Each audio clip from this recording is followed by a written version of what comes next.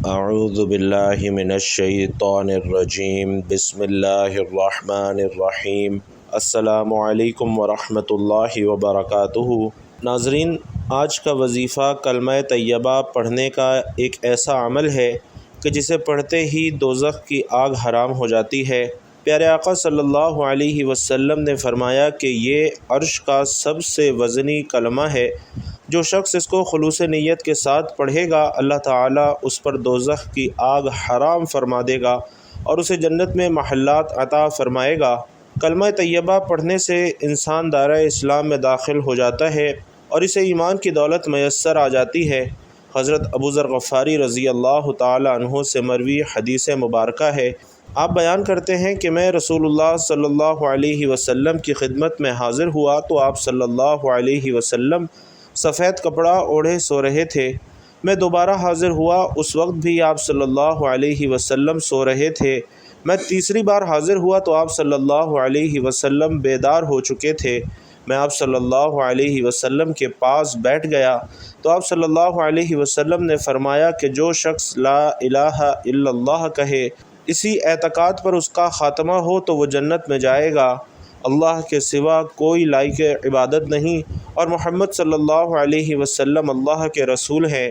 آپ صلی اللہ علیہ وسلم نے فرمایا کہ سب سے بہتر بات جو میں نے اور مجھ سے پہلے والے نبیوں نے کہی وہ یہ ہے کہ اللہ کے سوا کوئی اور معبود برحق نہیں ہے اور نہ اللہ کا کوئی شریک ہے، اسی کی بادشاہت ہے، ساری بڑائی اسی کے لیے ہے اور وہ ہر چیز پر قدرت رکھتا ہے۔ بھائیوں اور بہنوں، لا الہ الا اللہ کی اساس پر اللہ تعالیٰ نے جنت کو مزین اور آراستہ کیا ہے، جہنم کو بھڑکایا ہے اور نیکی و بدی کا بازار لگایا ہے۔ آپ صلی اللہ علیہ وسلم فرماتے ہیں کہ اللہ کے نبی حضرت نوح علیہ السلام جب حالت نزاع میں تھے تو اس وقت آپ نے اپنے بیٹے سے کہا کہ میں تمہیں لا الہ الا اللہ کو مضبوطی سے تھامے رکھنے کا حکم دیتا ہوں، کیونکہ ساتوں آسمان اور ساتوں زمین اگر ایک پلڑے میں رکھ دیے جائیں اور لا الہ الا اللہ دوسرے پلڑے میں رکھ دیا جائے تو کلمہ توحید کا پلڑا بھاری ہو جائے گا، اور اگر ساتوں آسمان اور ساتوں زمین ایک پیچیدہ معمہ ہوتے تو کلمہ توحید اس کا حل ضرور پیش کر دے گا۔ بھائیوں اور بہنوں، اس دنیا کی ہر شے فانی ہے، مال و دولت، شہرت و طاقت، دنیا کے تاج و تخت سب مٹ جاتے ہیں، لیکن ایک ایسا لفظ ہے، ایک ایسا جملہ ہے جو اللہ کے عرش سے بھی زیادہ وزنی ہے، وہ کلمہ کہ جس کے بولنے والے کے لیے دوزخ حرام ہو جاتی ہے اور جس کے سچے معنی کو دل میں اتارنے والا انسان اللہ کا دوست بن جاتا ہے۔ وہ کلمہ لا الہ الا اللہ ہے، اور یہ وہ کلمہ ہے کہ جس کے ذریعے آسمان اور زمین کا نظام قائم ہے۔ یہ وہ کلمہ ہے کہ جس پر ہر نبی کی دعوت کھڑی ہے، اور یہی وہ کلمہ ہے جو قیامت کے دن نجات کا پروانہ بنے گا۔ حدیث پاک میں نبی اکرم صلی اللہ علیہ وسلم فرماتے ہیں کہ جس نے لا الہ الا اللہ کہا وہ جنت میں داخل ہوگا۔ لیکن بھائیوں اور بہنوں، نجات صرف زبان سے ادا کرنے میں نہیں بلکہ اس کے معنی کو دل میں بٹھانے، اس پر ایمان لانے اور عمل کرنے میں ہے۔ حدیث میں آتا ہے کہ ایک بار نبی کریم صلی اللہ علیہ وسلم نے فرمایا کہ قیامت کے دن ایک شخص کے تمام اعمال میزان میں رکھے جائیں گے اور اس کے گناہ اتنے زیادہ ہوں گے کہ وہ ہلاک ہونے کے قریب ہوگا۔ پھر ایک پرچی نکالی جائے گی جس پر لکھا ہوگا لا الہ الا اللہ۔ وہ پرچی ترازو کے ایک پلڑے میں رکھ دی جائے گی اور تمام گناہ دوسرے پلڑے میں رکھ دیے جائیں گے، اور پرچی والا پلڑا اتنا بھاری ہو جائے گا کہ دوسرے تمام پلڑے ہلکے ہو جائیں گے۔ سبحان اللہ۔ بھائیوں اور بہنوں، یہی وہ کلمہ ہے جو عرش سے بھی زیادہ وزنی ہے، کیونکہ اس میں اللہ کی وحدانیت، اس کی بادشاہت، اس کی الوہیت اور بندگی کا اقرار ہے، اور اللہ رب العزت کے نزدیک اس کلمے کی قدر اس قدر عظیم ہے کہ نبی علیہ الصلاۃ والسلام نے فرمایا کہ اگر زمین اور آسمان کی سب چیزیں ایک پلڑے میں رکھی جائیں اور لا الہ الا اللہ دوسرے میں، تو لا الہ الا اللہ والا پلڑا بھاری ہو جائے گا۔ یہ وہ کلمہ ہے کہ جس کے لیے اللہ رب العزت نے یہ ساری کائنات بنائی ہے، اور یہی وہ کلمہ ہے کہ جس کے لیے تمام انبیاء بھیجے گئے۔ یہی وہ کلمہ ہے جس پر انسان کی زندگی، موت اور آخرت کا دار و مدار ہے۔ لا الہ الا اللہ ایمان کا پہلا دروازہ ہے جو اس دروازے میں داخل ہو گیا وہ اللہ کے گھر میں داخل ہو گیا، اور جو اس سے منہ موڑ گیا وہ اندھیروں میں بھٹک گیا۔ قرآن کریم میں ارشاد باری تعالی ہے کہ جان لو اللہ کے سوا کوئی معبود نہیں، اور یہ محض الفاظ نہیں ہیں، یہ دل کے یقین اور عمل کی گواہی کا نام ہے۔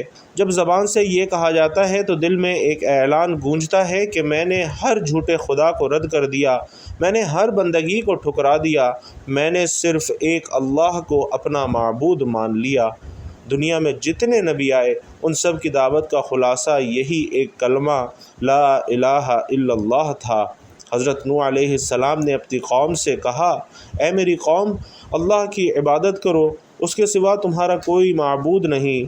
حضرت ابراہیم علیہ السلام نے اپنی قوم کو بتایا کہ میں نے اپنا رخ اس ذات کی طرف کیا جس نے آسمانوں اور زمین کو پیدا کیا ہے۔ حضرت موسیٰ علیہ السلام کو جب کوہ طور پر رب نے بلایا تو سب سے پہلا حکم یہی دیا کہ یقیناً میں ہی اللہ ہوں اور میرے سوا کوئی معبود نہیں، اور پیارے نبی صلی اللہ علیہ وسلم کی دعوت کا آغاز بھی اسی کلمے سے ہوا۔ آپ صلی اللہ علیہ وسلم نے صفا پہاڑی پر کھڑے ہو کر فرمایا، اے لوگو، کہہ دو لا الہ الا اللہ، تم فلاح پا جاؤ گے۔ اور یہی وہ کلمہ ہے کہ جس نے بتوں کے تاج توڑے، ظلم کے ایوان ہلا ڈالے اور غلاموں کو بادشاہوں سے بلند مقام عطا کیا۔ ناظرین محترم، آج کی دنیا اضطراب، خوف اور بے چینی میں مبتلا ہے۔ ہر شخص کسی نہ کسی دکھ میں مبتلا ہے، لیکن جو دل اللہ کے ذکر سے آباد ہو اس میں کوئی اندھیرا باقی نہیں رہتا۔ اللہ رب العزت قرآن مجید میں ارشاد فرماتا ہے کہ الا بذکر اللہ تطمئن القلوب، یعنی جان لو کہ اللہ کے ذکر سے ہی دلوں کو سکون ملتا ہے، اور سب سے اعلیٰ ذکر یہی ہے لا الہ الا اللہ۔ جب کوئی بندہ صبح شام دل سے یہ کلمہ پڑھتا ہے تو اس کے دل پر اللہ کی رحمتیں اترتی ہیں، فرشتے اس کے گرد سایہ فگن ہو جاتے ہیں اور شیطان اس سے میلوں دور بھاگ جاتا ہے۔ حدیث میں آتا ہے کہ جو شخص دن میں 7 مرتبہ لا الہ الا اللہ کہتا ہے، اللہ تعالیٰ اس کے لیے جنت کے دروازے کھول دیتا ہے۔ اور ایک روایت میں ہے کہ نبی علیہ الصلاۃ والسلام نے فرمایا کہ جو شخص روزانہ 100 بار لا الہ الا اللہ کہے اس کے لیے دوزخ حرام کر دی جاتی ہے، اور قیامت کے دن وہ نجات پانے والوں میں ہوگا۔ بھائیوں اور بہنوں، علماء کرام فرماتے ہیں کہ اگر کوئی شخص دن میں کم از کم 7 مرتبہ یہ کلمہ دل کی حاضری کے ساتھ پڑھ لے تو اللہ تعالیٰ اس کے لیے رحمت کے 7 دروازے کھول دیتا ہے۔ یہ 7 بار پڑھنا گویا 7 آسمانوں سے اللہ کی رحمت اتارنے کے مترادف ہے۔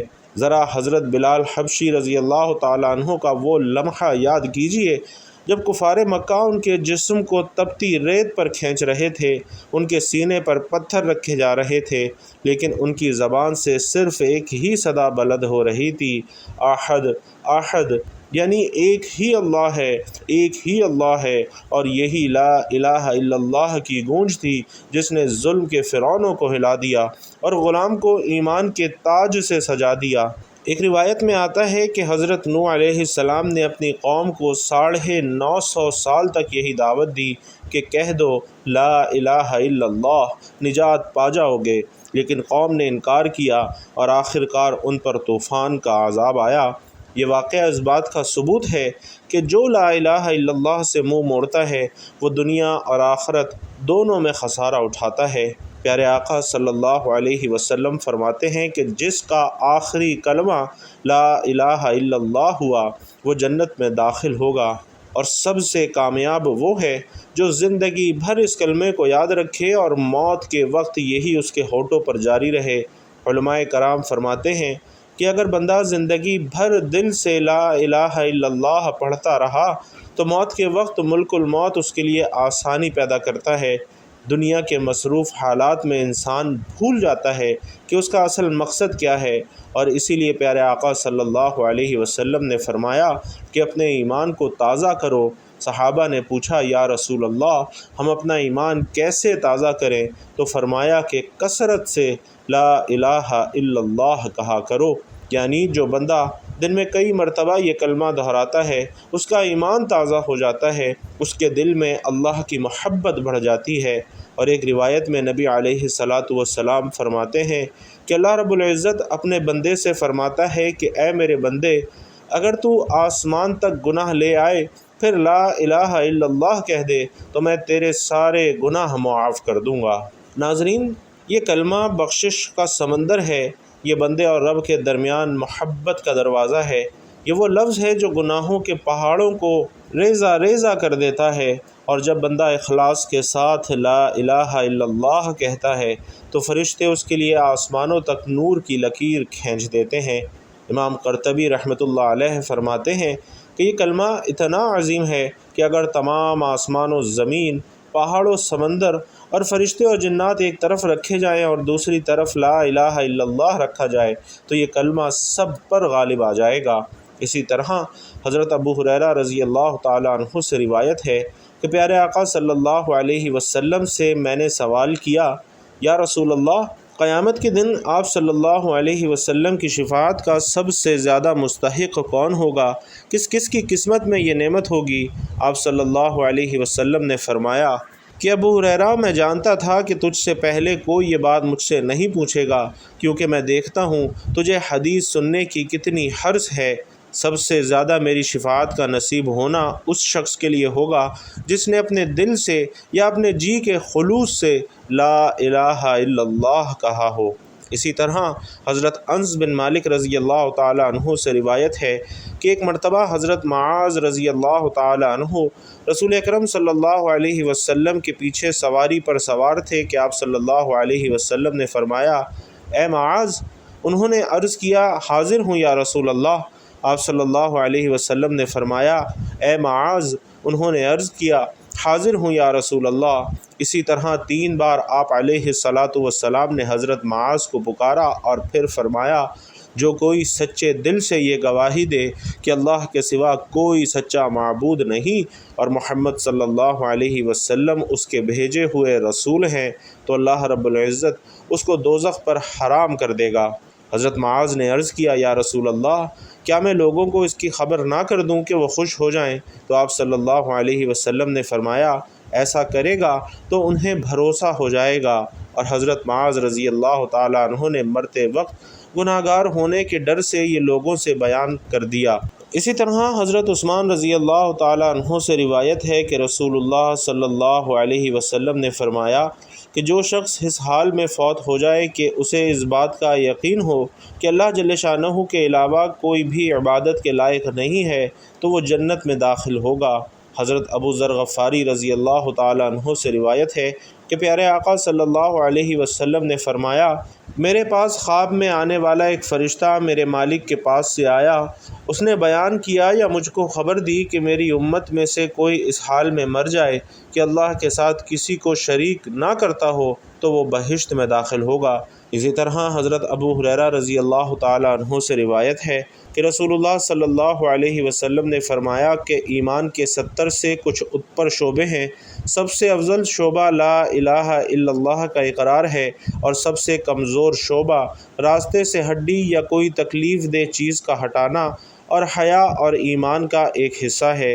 اسی طرح حضرت عبداللہ بن عباس رضی اللہ تعالیٰ عنہ سے روایت ہے کہ میں رسول اللہ صلی اللہ علیہ وسلم کے پیچھے سوار تھا۔ آپ صلی اللہ علیہ وسلم نے فرمایا، اے لڑکے، اللہ تعالیٰ کے احکامات کی حفاظت کرو، اللہ تعالیٰ تمہاری حفاظت کرے گا۔ اللہ تعالیٰ کے حقوق کی حفاظت کرو، اللہ تعالیٰ کو اپنے سامنے پاؤ گے۔ اور جب تم سوال کا ارادہ کرو تو اللہ تعالیٰ سے کرو، اور تم نے مدد طلب کرنی ہو تو اللہ تعالیٰ سے مدد طلب کرو، اور یقین کرو کہ بالفرض تمام مخلوق اگر تمہیں کچھ فائدہ پہنچانے کے لیے جمع ہو جائے تو وہ تمہیں صرف اسی قدر فائدہ پہنچا سکتی ہے جس قدر اللہ رب العزت نے تمہارے مقدر میں لکھ دیا ہے، اور اگر ساری مخلوق تمہیں کچھ تکلیف دینے کے لیے جمع ہو جائے تو تمہیں صرف اسی قدر تکلیف دے سکتی ہے جس قدر اللہ رب العزت نے تمہارے بارے میں لکھ دی ہے۔ قلم اٹھا دیے گئے ہیں، احکامات تحریر ہونے سے رک گئے ہیں، اور صحیفوں کی سیاہی خشک ہو گئی ہے۔ اسی طرح حضرت عوف بن مالک رضی اللہ تعالیٰ عنہ سے روایت ہے کہ رسول کریم صلی اللہ علیہ وسلم نے فرمایا کہ میرے رب کی جانب سے میرے پاس ایک فرشتہ آیا اور اس نے مجھے اللہ تعالیٰ کی طرف سے دو باتوں میں سے ایک بات چن لینے کا اختیار دیا کہ یا تو میری آدھی امت جنت میں داخل ہو جائے یا پوری امت کے لیے شفاعت کا حق مجھے حاصل ہو جائے۔ بس میں نے شفاعت کو پسند کیا، اور شفاعت ان لوگوں کے لیے ہے جو اس حال میں فوت ہوں کہ وہ اللہ تعالیٰ کے ساتھ کسی کو شریک نہ ٹھہراتے ہوں۔ حضرت ابو ہریرہ رضی اللہ تعالیٰ عنہ فرماتے ہیں کہ رسول اللہ صلی اللہ علیہ وسلم نے ارشاد فرمایا کہ جب کوئی بندہ دل کے اخلاص کے ساتھ لا الہ الا اللہ کہتا ہے تو اس کلمے کے لیے یقینی طور پر آسمان کے دروازے کھول دیے جاتے ہیں، یہاں تک کہ یہ کلمہ سیدھا عرش تک پہنچتا ہے، یعنی فوراً قبول ہو جاتا ہے، بشرطے کہ وہ کلمہ کہنے والا کبیرہ گناہوں سے بچتا ہو۔ تو بھائیوں اور بہنوں، آپ دن میں کسی بھی وقت یہ کلمہ پڑھ سکتے ہیں، اس کا ورد کر سکتے ہیں، اور اس عمل کے لیے آپ نے سب سے پہلے حضور پاک صلی اللہ علیہ وسلم کی ذات اقدس پر درود پاک کا نذرانہ پیش کرنا ہے۔ درود پاک آپ کوئی سبھی پڑھ سکتے ہیں، آپ چاہیں تو آسان اور مختصر سا درود صلی اللہ علیہ وآلہ وسلم پڑھ لیں، یا صلی اللہ علی محمد پڑھ لیں، یا پھر نماز والا درود یعنی درود ابراہیمی پڑھ لیں۔ چونکہ روایات میں آتا ہے کہ درود ابراہیمی تمام درودوں میں سب سے زیادہ فضیلت والا درود ہے، اور پیارے آقا صلی اللہ علیہ وسلم بھی تمام درودوں میں درود ابراہیمی کو ہی سب سے زیادہ پسند فرماتے تھے، لہٰذا کوشش کیجئے کہ درود ابراہیمی ہی پڑھیے۔ ایک مرتبہ خیر و برکت اور ثواب کی نیت سے میرے ساتھ بھی پڑھ لیجئے۔ اللہم صلی علی محمد وعلی آل محمد کما صلیت علی ابراہیم وعلی آل ابراہیم انک حمید مجید۔ اللہم بارک علی محمد وعلی آل محمد کما بارکت علی ابراہیم وعلی آل ابراہیم انک حمید مجید۔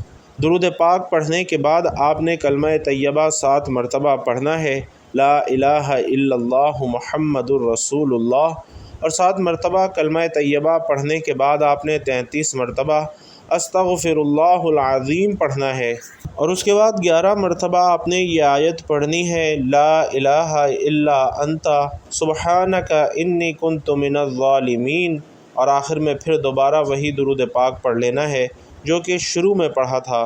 دن میں کم از کم 7 بار دل کی گہرائیوں سے لا الہ الا اللہ چلتے پھرتے اٹھتے بیٹھتے پڑھا کریں کہ اس کلمے سے دل کے زنگ اتر جاتے ہیں، گناہوں کے بوجھ ہلکے ہو جاتے ہیں، رزق میں برکت آتی ہے اور قبر میں روشنی پیدا ہوتی ہے۔ جو بندہ اس کلمے کو اپنا ساتھی بنا لے، اللہ رب العزت اسے اپنی محبت، اپنی بخشش، اپنی جنت سے نوازتا ہے۔ اللہ رب العزت ہم سب کو لا الہ الا اللہ کی حقیقت سمجھنے، اس پر ثابت قدم رہنے اور اسی کلمے پر اپنی جان دینے کی توفیق عطا فرمائے، آمین یا رب العالمین۔ اللہ رب العزت سے دعا ہے کہ ہم سب کو نیکی کی بات سننے، سمجھنے اور اس پر عمل کرنے کی طاقت اور توفیق مرحمت فرمائے۔ میرا سنانا اور آپ کا سننا اپنی بارگاہ میں قبول و منظور فرمائے، اور ہم سب کا خاتمہ لا الہ الا اللہ پر فرمائے، آمین یا رب العالمین۔ بھائیوں اور بہنوں، آپ بھی اس خوبصورت دعا پر آمین ضرور لکھتے جائیے گا۔ اللہ تبارک و تعالی آپ سب کا حامی و ناصر ہو، آمین یا رب العالمین۔